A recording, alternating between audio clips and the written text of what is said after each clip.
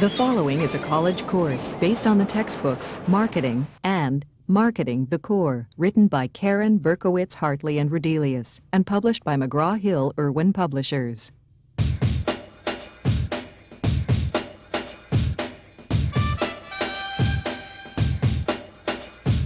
Marketing research is finding out what makes people tick, what makes them really purchase or not purchase the product or service that you're offering. Every day, consumers make countless choices about what to buy, where to buy, and when to buy. Though they appear to be random, these decisions are often the result of behavioral and psychological patterns that most of us aren't even aware of. Successful marketers actively pursue insights as to why consumers purchase a product or service. One key to their success is good marketing research.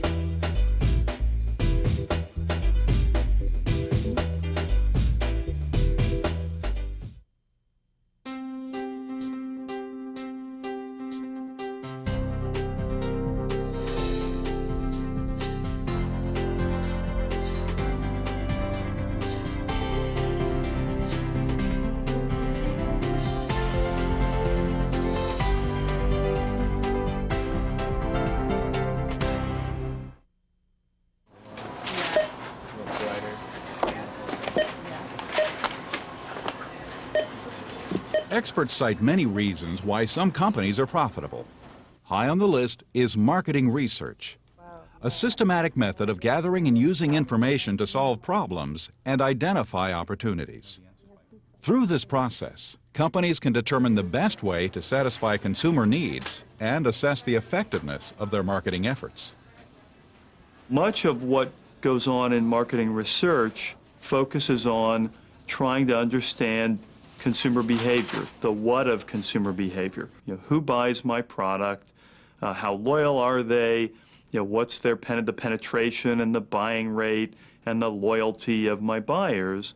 We try to go deeper and essentially get behind that. We refer to it as the why behind the buy. Marketing research is not a perfect science, nor is it purely an art form. At its best, it's a combination of both. You have to have the right science, otherwise you're not going to be making information based on facts. If you don't recognize that there's some art to it, then you're failing to take into consideration the vast amount of experience and intuition that guides really good market research. And then if you don't put it into business terms, you might be doing great research without an application. Most companies also understand that marketing research does not guarantee success. It's the actions a company takes based on the research that make the difference. For help in this process, many companies turn to consulting firms such as Information Resources Incorporated, a leading marketing research partner in the consumer packaged goods industry. With sales of nearly $500 million, IRI serves some of the top manufacturers and retailers in the world. The majority of IRI's customer base is manufacturers of consumer products. So food, beverage, and household products are usually the major sectors. We also do some business with our retail partners, from whom we also collect data, and then third parties such as brokers and other agencies. IRI offers many services that help at virtually every stage of the product and message development process. A typical consumer products manufacturer is likely going to purchase a set of services from IRI that includes basic retail measurement, how much is being sold in the industry of my products, my competitors' products, the entire category. We're going to purchase software in order to allow our end users to access that information and to generate reports off of it. Our clients come to us not merely to be in the top 5 competitors in a given category. They want to figure out what it takes to be number one. And what it takes to be number one means listening to the consumer and asking all those gray questions around who and why and where. IRI's mission is to be the research partner for consumer goods manufacturers and retailers by delivering market information that measurably improves their clients' business performance. Information that can assist a company with brand management, new product development, and retail merchandising.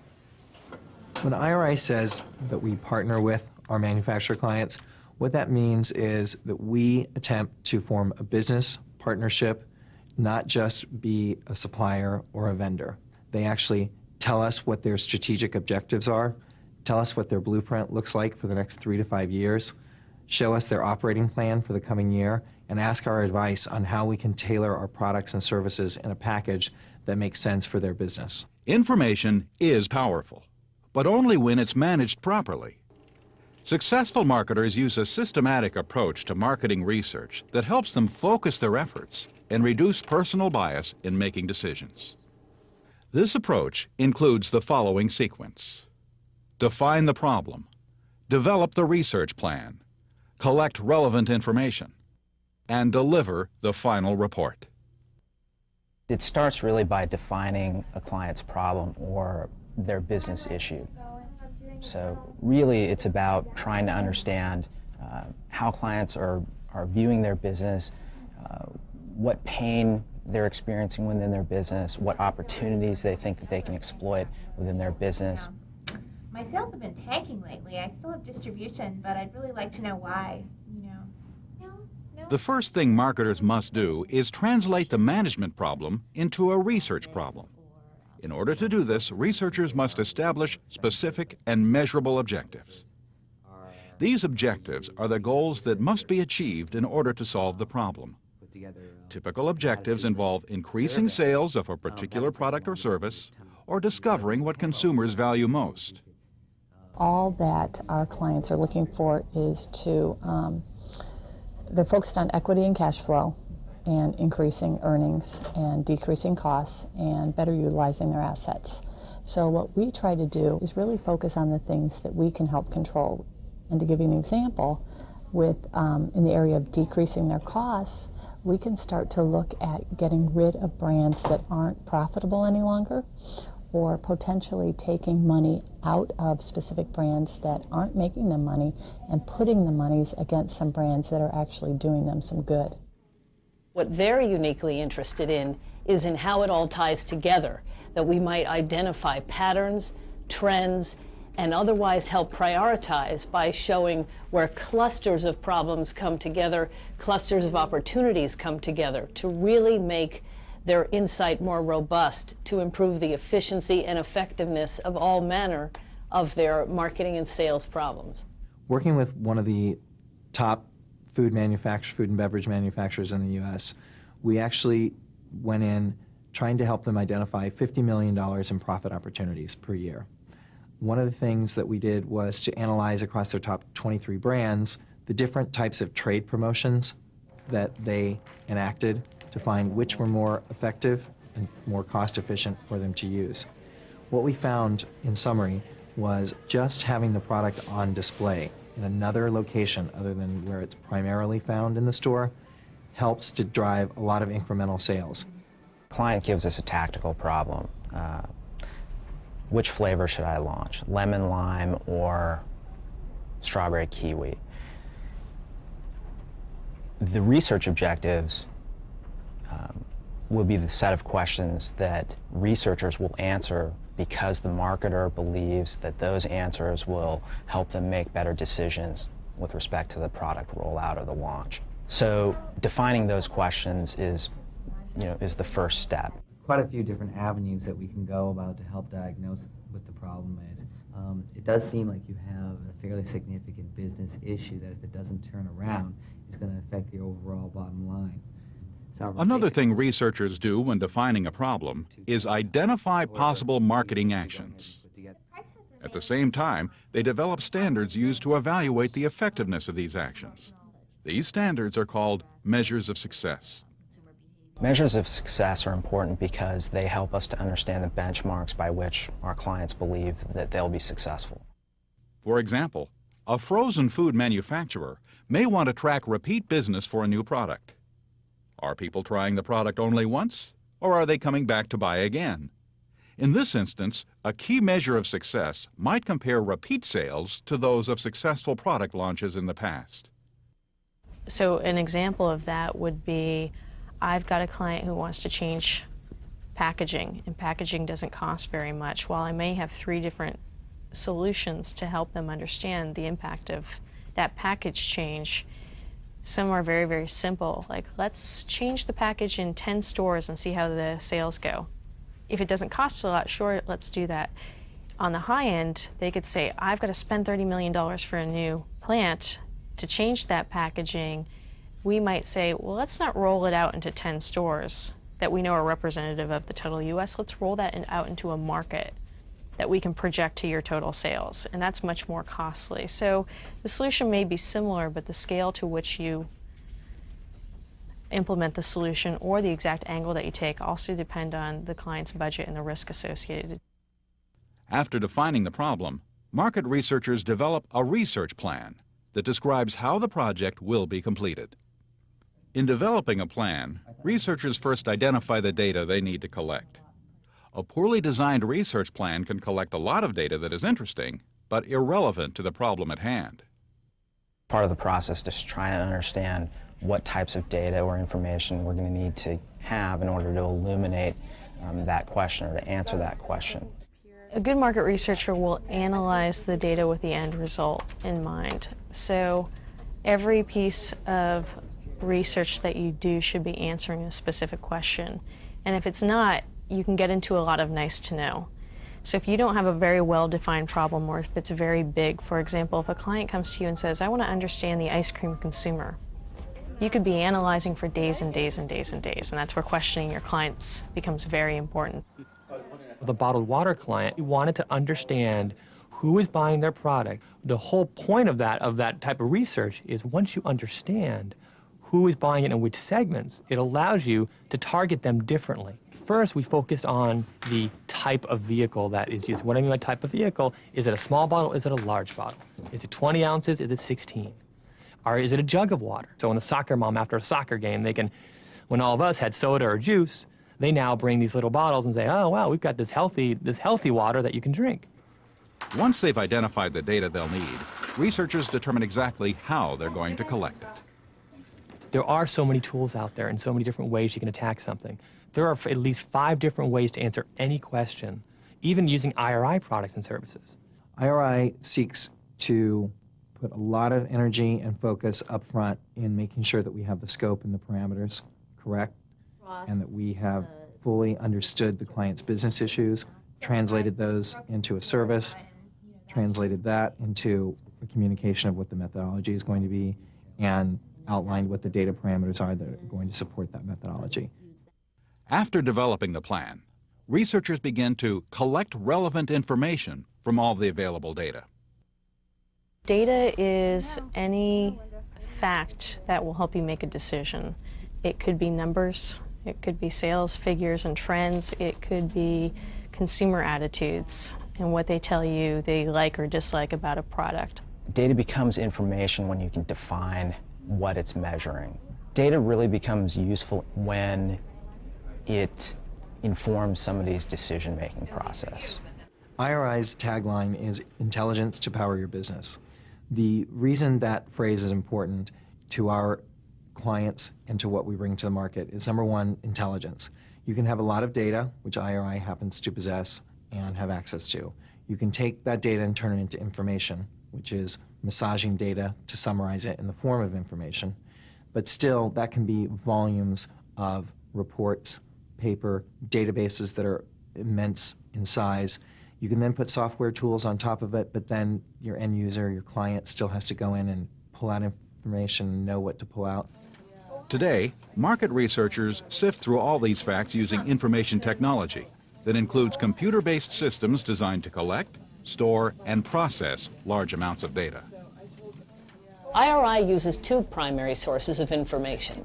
One that we call scanner data, which collects all the data from the registers, cash registers across the country. Based on what we read in those barcodes, we can decide what sold and where, at what price, and under what merchandising conditions. In our industry, merchandising means things that will be done to promote the product within the store itself. So it might be a display, it might be a feature in the store's own little newspaper describing the promotions, or it might simply be something listed on the shelf flagged as being a discount. That data is great for telling you what sold, but you still don't know who bought it or why. In order to get at that insight, we use our panel. We have gone to over, at this point, 70,000 households across the country and said, tell us a little bit about yourselves and tell us what you're personally buying. So they tell us, I have a family of 4, I have 2 children, I went to school at this level of degree, I make this much household income, I read these magazines, I live in this area, all manner of those things. Then we ask them to take their own little scanner, if you will, and read all the products they are buying from whatever store they buy them from. And now is where you get the really sweet insight, because the scanner data tells you en masse what's being sold, but the panel data now tells you a little bit more about who's buying it. Technology is very important, obviously, in what we do. Not maybe so much in the planning process, but certainly in the collection of the data, because the scanners that the households have in their homes, that's a technology we rely on very heavily, obviously, and we try to keep it as low burden for our panelists as possible, so it's very important that the scan key itself is the latest technology that we have. And so we just have them scan it and put it into the holder, and it automatically transmits the data at night. It calls up the home and it transmits the data into our database. And we have a huge server and database in Chicago where all this data is collected and manipulated, if you will, and then put in databases and whatnot for us to use. Another technique for collecting information is data mining. It helps researchers identify statistical links that can lead to market opportunities. Data mining is a term that's used quite frequently. It's often used or misused to represent going into a large database, wealth of information, wealth of data, and trying to glean insights from it. What data mining truly is using very, very advanced statistical techniques and inference technologies to let the data tell you what it's finding. Researchers use information technology to collect and analyze 2 different types of data, primary and secondary. Secondary data includes facts and figures that have already been collected prior to the project at hand. At IRI, they consider the scanner data they collect as secondary. So you go to the supermarket, your products get scanned through. We as a company collect all of that information in those tapes. So we're a secondary research company that looks at how many sales went through on a scanner during a time period. How does that compare? How does Coke compare to Pepsi in a market? Was there a discount on the price at the supermarket? Secondary data comes from various sources, either internal or external to the company that needs the research. Internal data will be data that a client or a manufacturer or any business will have what we call in-house. So accounting information, for instance, is internal data. Data about the number of shipments that went from our warehouse is internal data. A company's annual report, distribution records, and customer call reports are other examples of internal data. On the other hand, external data is information gathered from outside the company that is already published. Examples of this are U.S. Census Bureau reports, financial statements from other companies, and trade association studies. An important advantage of secondary data is that it can save time and money since the information has already been collected. However, secondary data can sometimes be out of date. For instance, the U.S. population census is only conducted every 10 years. In contrast to secondary data, primary data is new information that is collected for the project at hand. The advantage of primary data is that it is more specific to the problem being studied, but it's usually more costly and time-consuming to collect than secondary data. As a general rule, marketing researchers obtain secondary data first and then collect primary data as needed. The advantages of primary research are that you've got people's attitudes, beliefs about a product, their intent to do something and why they would do it. What the disadvantages is people often will tell you intentions that they never fulfill on. So someone may have the intent to go to the gym after the first of the year, but do they do it in actuality? The secondary data often gives you the actual, what they did. and it won't tell you why. Primary will tell you the intent, why they're going to the gym. Researchers collect primary data in different ways. For example, observational data is obtained by watching how people behave. Questionnaire data includes information about attitudes and beliefs, which is obtained by asking people questions. Common methods of gathering questionnaire data include interviews and focus groups, which are informal discussions with past, present, or potential customers. Yeah. But don't you think it's like kind of warm if it's got so much water in it after a while? Written questionnaires offer another way to obtain information by surveying large groups of consumers by mail, telephone, fax, or the internet. In choosing methods to collect primary data, researchers must balance cost against the expected quality and quantity of information obtained. For instance, personal interviews and telephone surveys may allow flexibility in obtaining information, but they can limit the number of people surveyed. In contrast, mail surveys are less flexible, but can reach more people for a lower cost. Panels and experiments are two more ways to collect primary data using both observations and questionnaires. A panel is a sample of customers or stores from which researchers take a series of measurements over time. The benefits of panel data is to help manufacturers understand their consumers. If you go to any manufacturer today, they could probably tell you their market share by 0.1%. They track that very closely. They know what their competition is doing. They know how much is going out the door in shipment data. They know what's turning in the marketplace. But what they oftentimes don't know is how their consumers are shopping their products, and that's what panel data can help give the sort of the why behind the buy, if you will.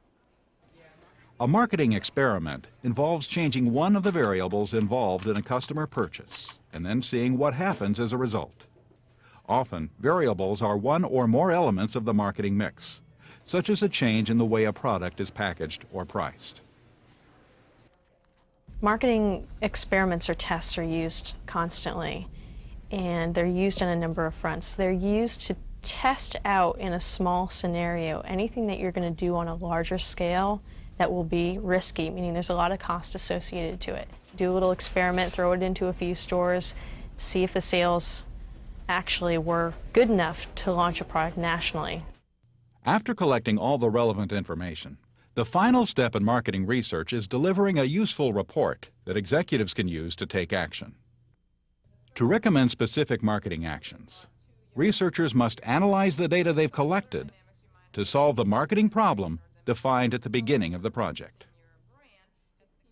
Once we collect all that information, we pile it back up into databases and provide it back to the clients. And we do a few things. One method that we use to help them analyze the data is we develop a baseline, which says every week that there's not a promotion, I know the sales, and I can start to predict what those sales should be. On weeks where there's a promotion, anything above that baseline of sales is considered incremental. It's considered due to the promotion. So companies can start to analyze their own sales, competitors' sales. Eventually, the research team delivers the results of their analysis in a final report. In most organizations, this involves both a written report and an oral presentation to one or more key decision makers, usually the firm's marketing manager. To sum up, some of the smaller brands, some of the newer brands in the category are more of a threat to you, and I would definitely take that into account when you do your promotion planning, because if they are promoting, you know that they're probably going to steal volume from you, so it's important that your sales force and your category management group are aware of these dynamics. In addition to their findings, researchers typically offer recommendations for action, specific solutions to the problem identified at the beginning of the research process. I had a manufacturer of ice cream cones who wanted to understand who their target audience was, because when they launched this ice cream cone, it was kind of a high-end 4 in a pack. They were targeting households with children, and that was what their whole advertising campaign, everything was based on. As this launched on the marketplace, we did a demographic profile on the people who had purchased this, and we found that there were single women that bought it, and not children at all, because the price point was way too high for families to buy a 4-pack of maybe $1.50 each. So obviously their campaign was not hitting their target, and now they could go back to their advertising agency and kind of rewrite the message and their communication to their consumers. Though the goal of marketing research is to generate positive actions in the marketplace, the process continues long after that. It also requires evaluating the results of the actions taken to determine if the original measures of success have been met. In IRI's experience, many companies fail to go back and measure the results of actions taken, whether those actions were based on marketing research or based on just business judgment. And that's really a space where IRI has become one of the leaders in going back and measuring what happened, what worked, what didn't work, and how did it pay out? What was its return on investment? So what we find is that very few companies, there are a few exceptions, but very few companies actually set a measurement and actually set a criteria for what made this marketing research project successful or not. Okay, because I really think that the people in the field who day to day will really be able to use this information and watch these brands very closely. Absolutely. No, absolutely. Though it doesn't guarantee results, good marketing research often separates successful companies from those less fortunate. There are many reasons why consumers choose to buy certain products or services. The job of the researcher is to uncover those reasons. In other words, to determine the why behind the buy.